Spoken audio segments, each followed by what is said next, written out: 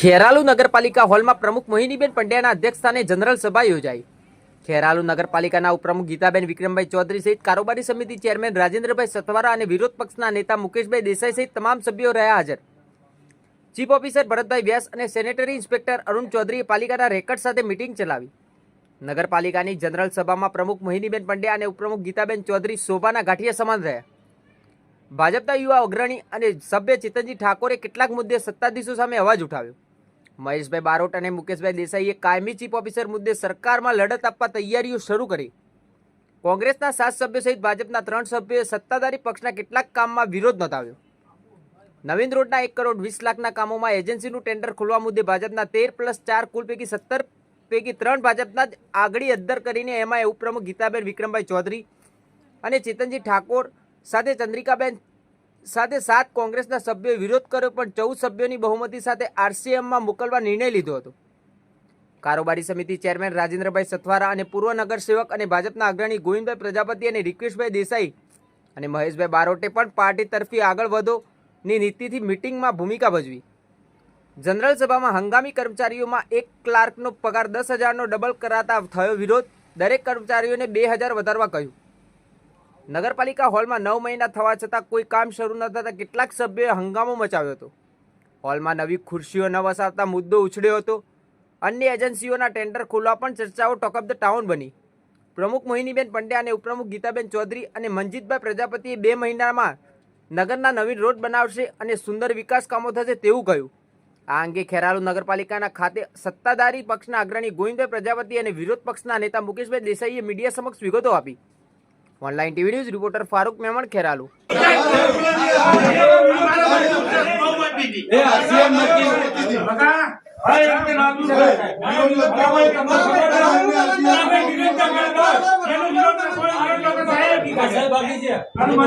RCM નક્કી કરશે આલુ કે ના આલુ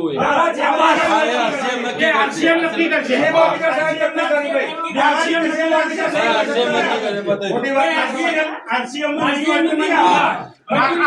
સરકારના નીતિ નિયમ મુજબ મંજૂર કરવામાં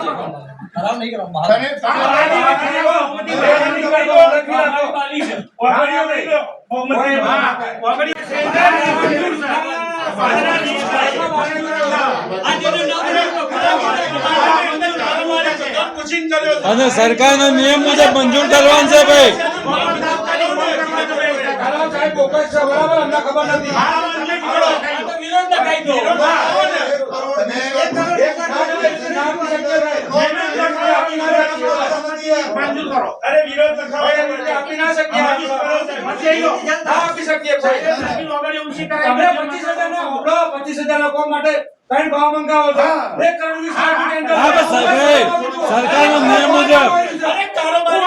સરકારના નિયમ મુજબ મંજૂર કરવાનું।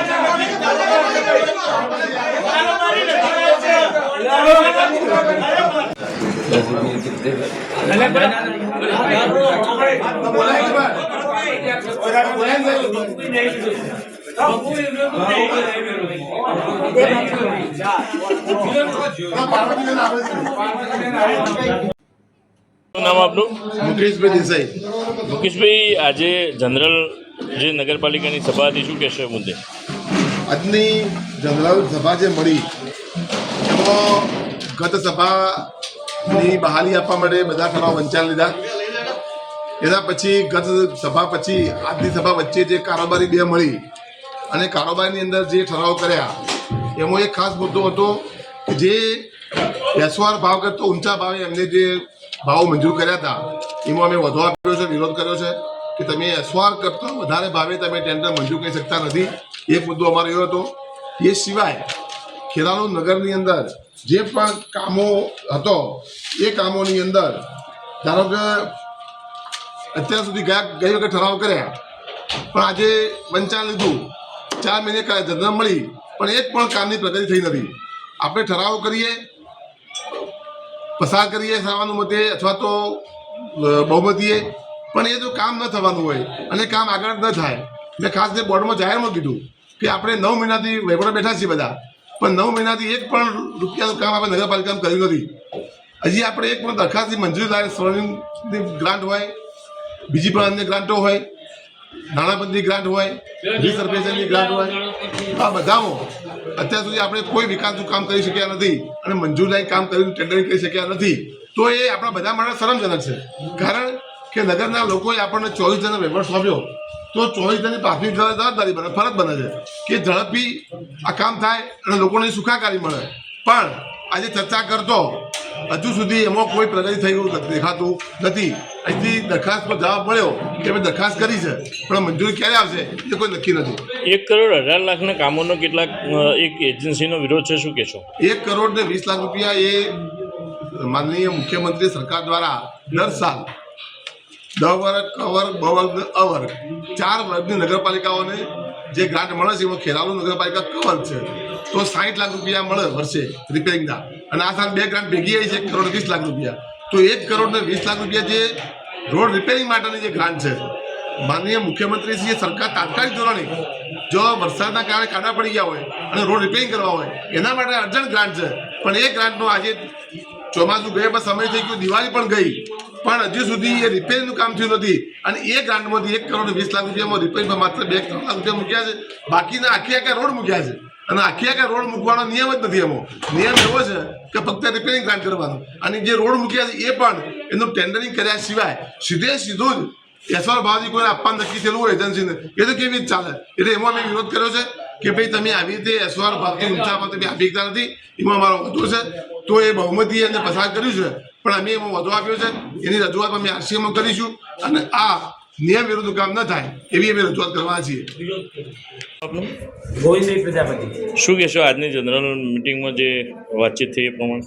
આજની જનરલમાં બધા જ કોર્પોરેટર મિત્રોએ 12 સભ્યો અને 12 સ્ત્રી કોર્પોરેટર બધાએ ભેગા મળી ગામના વિકાસ માટે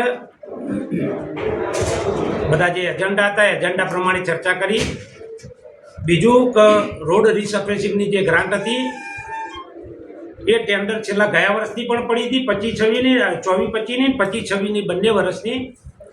એનું તાત્કાલિક આગોતરું આયોજન, ગામમાં પેચવર્કનું કામ કરવાનું થાય, ગામમાં જે ખાડા પડ્યા છે પૂરવા માટે તાત્કાલિક અમે જે એજન્સીને નક્કી કરી અને એનો ઠરાવ મંજૂર કરીને જનરલમાં એને બહુમતીથી પાસ કરી અને વહેલી તકે આ નગરમાં અમે લોકોને જેટલી તકલીફ, આમ જનતાને તકલીફ ઓછી પડે અને અમારી ભારતીય જનતા પાર્ટીનું કદ મોદી સાહેબની પ્રશંસા થાય અને લોકોમાં આનંદ છવાય એના માટે તાત્કાલિક ધોરણે અમે ગામમાં પેચવર્કનું કામ કરવાના છીએ.